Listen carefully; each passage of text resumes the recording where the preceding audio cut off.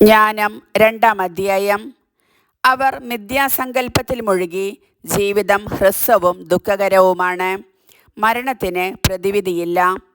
പാതാളത്തിൽ നിന്ന് ആരും മടങ്ങി വന്നതായി അറിവില്ല. നമ്മുടെ ജനനം യാദൃച്ഛികമാണ്. ഒരിക്കലും ഉണ്ടായിരുന്നില്ല എന്ന വിധം നാം മറഞ്ഞു പോകും. നാസികയിലെ ശ്വാസം പുകയാണ്. ഹൃദയസ്പന്ദനം കൊണ്ട് ജ്വലിക്കുന്ന തീപ്പൊരിയാണ് ചിന്ത. അത് കെട്ടുകഴിഞ്ഞാൽ ശരീരം ചാരമായി. ആത്മാവ് ശൂന്യമായ വായു പോലെ അലിഞ്ഞ് ഇല്ലാതാകും. ക്രമേണ നമ്മുടെ നാമം വിസ്മൃതമാകും. നമ്മുടെ പ്രവർത്തികൾ ആരും ഓർമ്മിക്കുകയില്ല.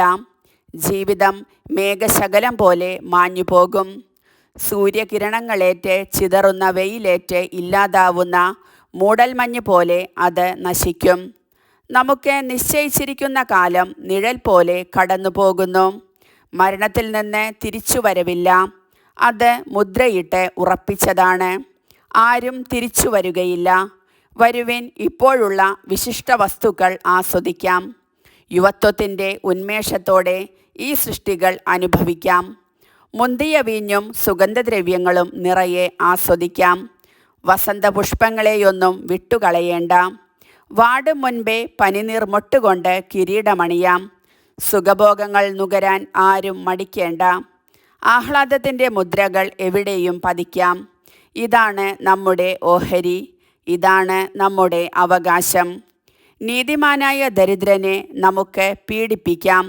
വിധവയെ വെറുതെ വിടേണ്ട. വൃദ്ധൻ്റെ നരച്ച മുടിയെ മാനിക്കരുത്. കരുത്താണ് നമ്മുടെ നീതിയുടെ മാനദണ്ഡം. ദൗർബല്യം പ്രയോജനരഹിതമെന്ന് സ്വയം തെളിയുന്നു. നീതിമാനെ നമുക്ക് പതിയിരുന്ന് ആക്രമിക്കാം. അവൻ നമുക്ക് ശല്യമാണ്. അവൻ നമ്മുടെ പ്രവർത്തികളെ എതിർക്കുന്നു. നിയമം ലംഘിക്കുന്നതിനെയും ശിക്ഷണവിരുദ്ധമായി പ്രവർത്തിക്കുന്നതിനെയും കുറിച്ച് അവൻ നമ്മെ ശാസിക്കുന്നു. തനിക്ക് ദൈവിക ജ്ഞാനമുണ്ടെന്നും താൻ കർത്താവിൻ്റെ പുത്രനാണെന്നും അവൻ പ്രഖ്യാപിക്കുന്നു. അവൻ നമ്മുടെ ചിന്തകളെ കുറ്റം വിധിക്കുന്നു.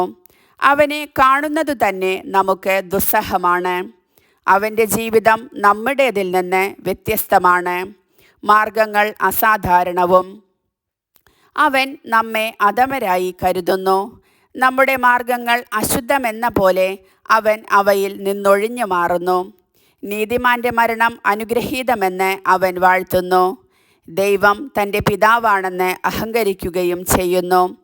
അവൻ്റെ വാക്കുകൾ സത്യമാണോ എന്ന് പരീക്ഷിക്കാം. അവൻ മരിക്കുമ്പോൾ എന്തു സംഭവിക്കുമെന്ന് നോക്കാം.